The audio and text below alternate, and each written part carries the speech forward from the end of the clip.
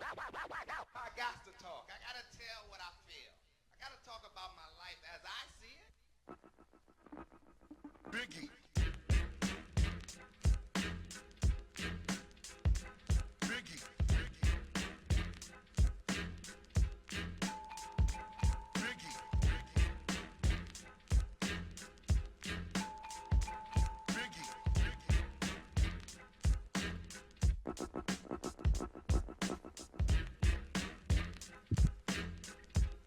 Hey everyone, welcome back to the Black Brain Trust. This is episode 900, Black Politics. Please hit the like button as you come in, share the video if possible, and hit that notification bell so you get all the updates from the Black Brain Trust. There's a doc in the description of the video for you to follow along with and reference. And let's get started. Art Newstall had a panel called Black Artists on the Spot 260. And the discussion was about domestic politics in regards to vice presidential, now presidential candidate Kamala Harris. The good brother DC was once again on the panel discussing the outcome of the campaign. Now, I want to play this excerpt from the discussion that was being had about what Kamala Harris is going to do about the debt. Okay, let me play this really quickly. For quite a while. Go ahead, Topsy. So DC, did she address tonight? Did she address the solution to the debt that this administration has created? Which I highly doubt anyone even on this panel, even aside from myself, even knows how much that number is. Did she address that? No, nobody's talking about that, bro.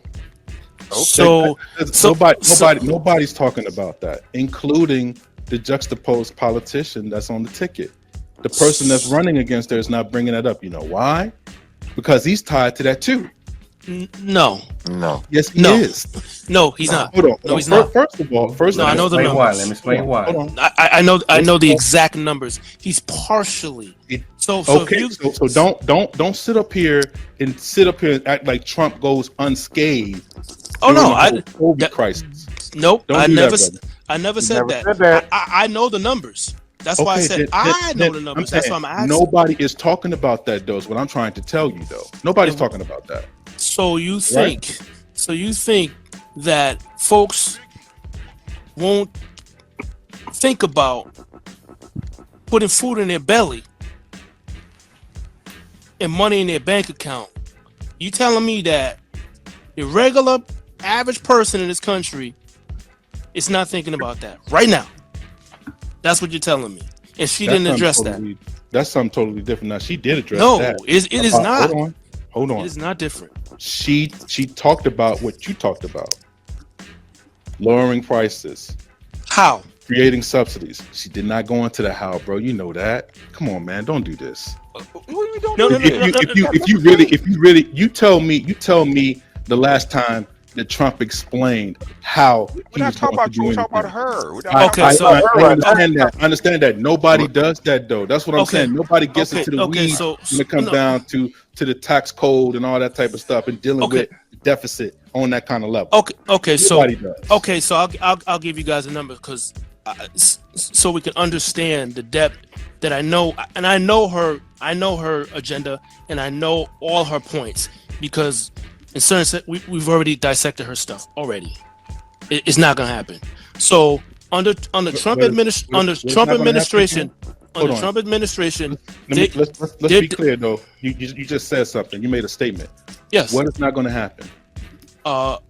You said that she was going to lower prices.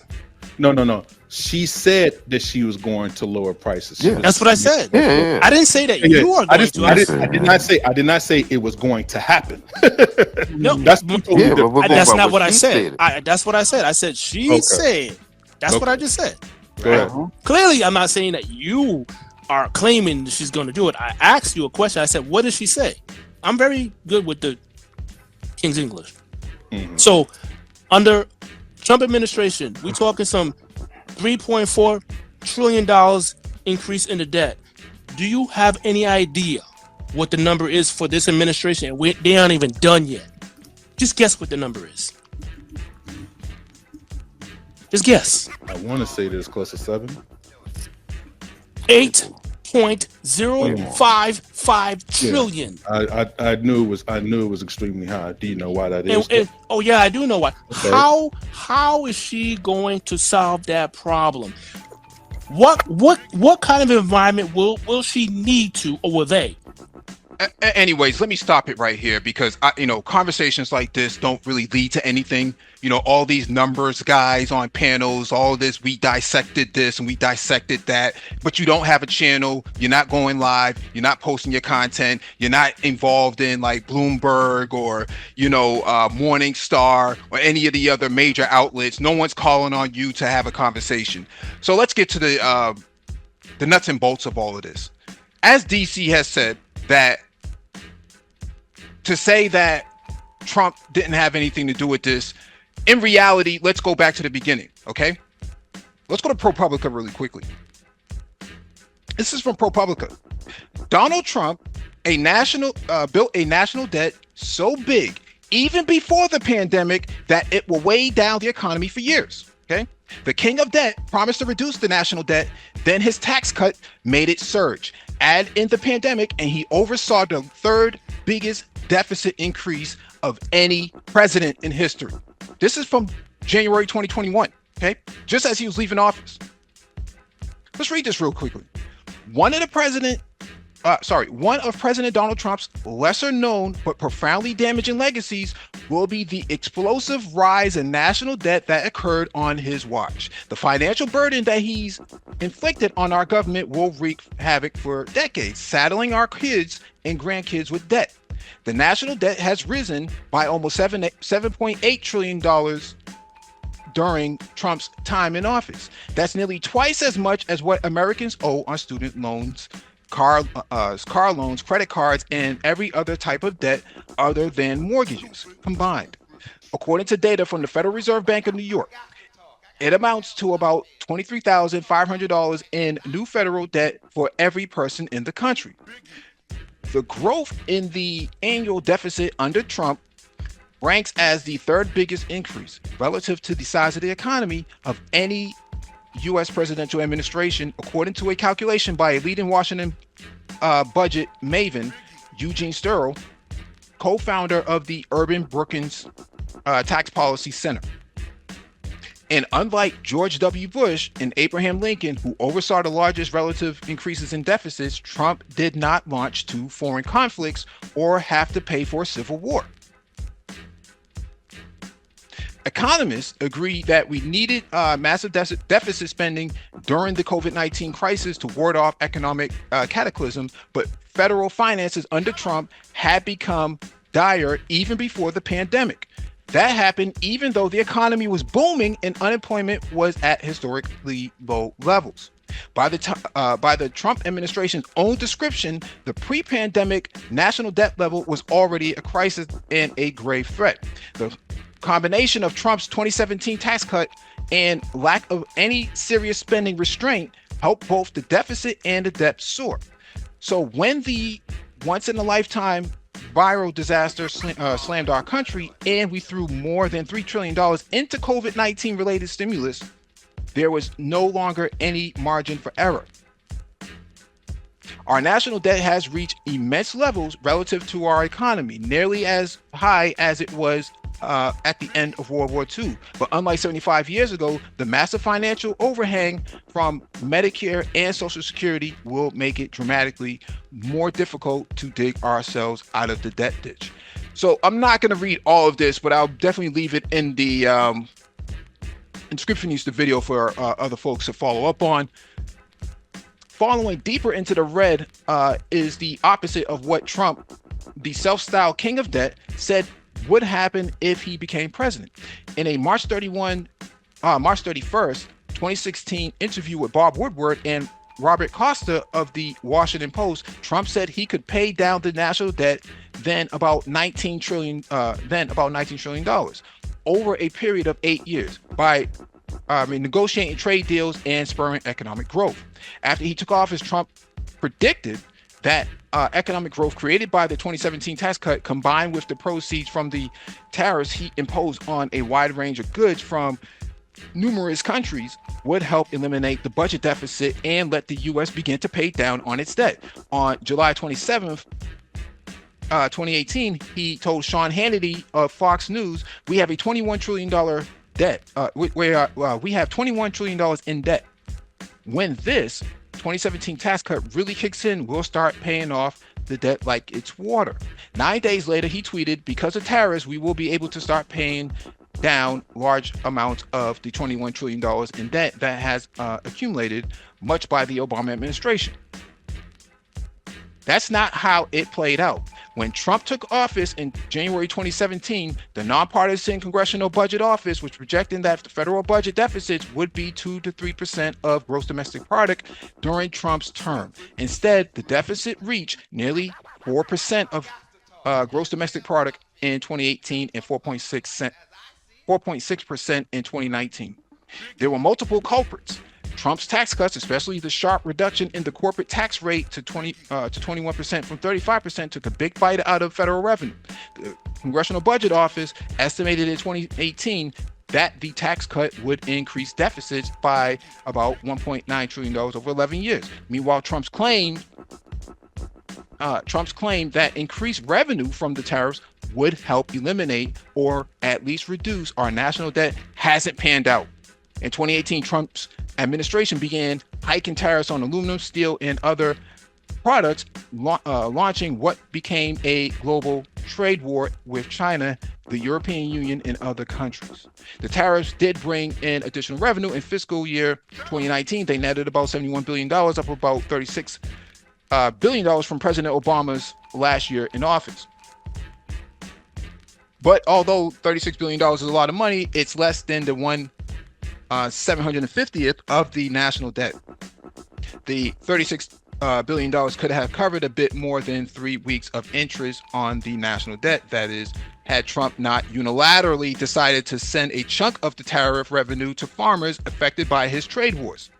Businesses that struggled as a result of the tariffs also paid fewer taxes, offsetting some of the increased tariff revenue. So I'm not going to read this whole thing.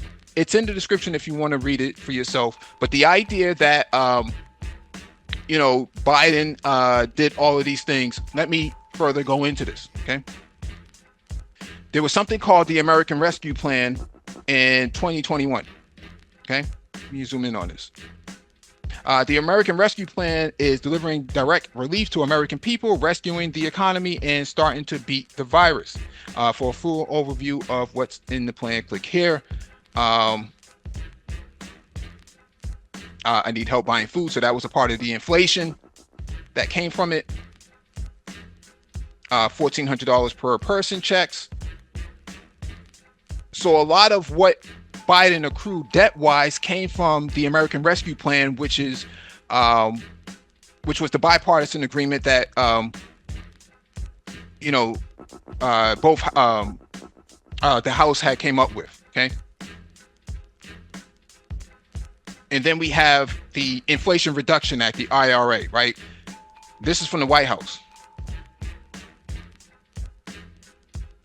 1 year ago, on August 16th, 2022, President Biden signed the Inflation Reduction Act into law, the largest investment in clean energy and climate action. The Inflation Reduction Act is a transformative law that is helping the United States meet its climate goals and strengthen energy security, investing in America to create good-paying jobs, reducing energy and healthcare costs for families, and making the tax code fairer. Just 12 months after the law was signed, it is already having a significant impact on American workers and families, and is delivering for underserved communities and those that have been too often left behind. Outside groups estimate the Inflation Reduction Act's clean energy and climate provisions have created more than 170,000 clean energy jobs. Already, companies have announced over $110 billion in clean energy manufacturing investments in the last year alone. The law is delivering billions of dollars to protect communities from the impacts of climate change, and millions of seniors are saving money because of their insulin is capped at $35 per month. Today, to mark the anniversary of the Inflation Reduction Act, the Biden-Harris administration is releasing a new feature on invest.gov that highlights stories of how the Inflation Reduction Act and Bidenomics are making a difference for Americans in all 50 states and U.S. territories. Bidenomics is the president's vision for growing the economy from the middle out and the bottom up, including by investing in America, creating good paying union jobs and lowering costs for American families. In the 12 months since the Inflation Reduction Act was signed into law, the private sector has announced more than $110 billion in new clean energy manufacturing investments, including more than $70 billion in electric vehicle supply chain and more than $10 billion in solar manufacturing. Since the president was elected, the private sector has announced approximately $240 billion in clean energy manufacturing investments. Investments in clean energy and climate since the Inflation Reduction Act was signed into law created more than 170,000 jobs, and the law is projected to create more than 1.5 million additional jobs. Over the next decade, according to the estimates by outside groups, public and private sector investments driven by the Inflation Reduction Act and bipartisan infrastructure law are expected to reduce greenhouse gas emissions by approximately 1 billion tons. The administration has already awarded over $1 billion to help communities become more resilient and protect them from the disastrous impacts of climate change, including drought and heat and extreme weather. American families are projected to save $27 to $38 billion on their electricity bills from 2022 to 2030. Nearly 15 million people are saving on an average of $800 per year on their health insurance premiums. I think you get the gist here. So the idea that, and this is the fact sheet, by the way, the idea that the Biden administration is is responsible ultimately for all this debt, this is not true. Okay, this is just not true, and it's unfortunate that I wasn't on the panel to actually correct the record on this, primarily because numbers without narrative doesn't make a whole lot of sense. Okay, the Biden-Harris administration had to come in after Trump left, after Trump and Pence left. They left the White House in shambles. Everybody in the inner circle knows this. Okay, this ProPublica article actually highlights how bad it was in writing. So the numbers don't mean anything if there's no narrative behind it. And so that's why we need to have this conversation in its entirety and not just in some vacuum like what you heard on the panel, with the panelists. You have to have a more in-depth conversation about it as to what the origins are, and not just putting it all on Biden. Primarily because Biden had to dig the country out of the bad policies that came before. This is not me saying this. ProPublica just said this. And I can find economists from Bloomberg as well as Morningstar and all these other outlets that say all the same thing. Okay. Trump spent $8.7 trillion during his administration. Nikki Haley has said this 6 months ago on the campaign trail. DeSantis has said this, as well as Asa Hutchinson has said the same thing. Everybody in the Republican Party knows that Trump spent a lot of money that did not go anywhere. It went into billionaires' pockets, but it did not trickle down, and that's why you have a lot of the issues with infrastructure as well as investment in the country. You did not have a robust plan coming out of that administration. The Biden administration is cleaning up everything that the Trump administration failed to achieve. That's the problem here, or failed to execute on. Sorry, that's the problem here. That administration was upside down, and everybody in Washington knows this. So I just want to make sure that we're clear on this, that the debt under Trump carried over into the Biden administration. The Biden administration had to dig out from the previous administration. When Trump came in 2017, he was handed a very good economy. When he left it in shambles. The Biden administration came in and specifically asked for, a lot of the documentation, and we now know what the documentation is. It was carried off to Mar-a-Lago. That's why they didn't have any documentation as to what these folks were doing and what their game plan was. So I don't want to belabor this anymore. I just wanted to cover this really quickly. And, I'm kind of sad to see or I shouldn't say sad, but disappointed to see that folks are still talking in circles on panels about things that don't really matter. It's not Kamala, it's not Kamala's responsibility to explain, in depth on the campaign trail, how they're going to recover the economy. Nobody else is doing this, okay? But it's up, somehow the onus is on Kamala to explain all this. But you have people in the manosphere who don't go outside the manosphere to have these conversations, think they can berate people like DC or myself or anybody else who may be, voting on that side, as to give them an explanation as to how the administration is going to solve this. Because no one is asking Trump how he was going to solve this. Okay, no one asked JD Vance. In fact, they're not talking about it at all. As DC said, if you follow politics at all, they're not talking about it because they don't want to talk about it, because they can't come up with an actual answer. So with that being said, thank you all for joining. Please hit the like button on the way out, share the video if possible, and hit that notification bell so you get all the updates from the Black Brain Trust.